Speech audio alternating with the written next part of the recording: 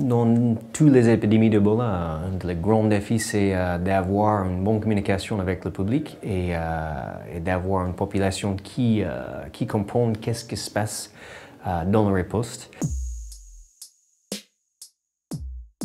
On a vu à Beni, depuis que je suis arrivé en septembre et aujourd'hui, un changement de la vie dans la population où, on peut dire, au début, il y avait beaucoup de résistance et c'était un peu chaud parfois d'avoir accès à certaines zones à Beni.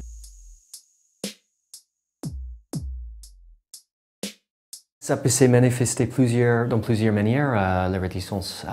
Il y a les gens qui résistent d'y aller au CTE quand ils sont malades, qui est tout à fait compréhensible parce que ça fait beaucoup de peur pour aller dans un centre de traitement d'Ebola, jusqu'à les gens qui caillassent quelques voitures parce qu'ils ne savent pas qu'est-ce que ces organisations non gouvernementales font chez eux. Et tout ce qui est entre les deux. Tu vois, les gens qui sont réticents au début, qui changent leur avis. Donc, vraiment, c'est un travail en engagement en continu avec ces gens pour avoir une bonne collaboration.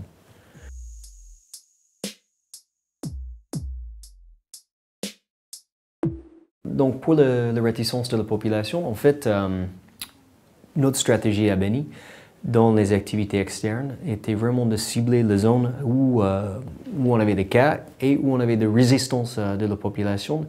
On a ciblé en fait deux zones, une au sud de la ville et une au nord de la ville, qui étaient particulièrement réticents et résistantes à la riposte. Et c'était là on a mis nos énergies pour avoir une meilleure connaissance de cette zone et aussi pour répondre aux questions des gens, écouter leurs problèmes, écouter leurs questions sur cette riposte et pour avoir un retour, comment on peut faire mieux pour travailler avec eux.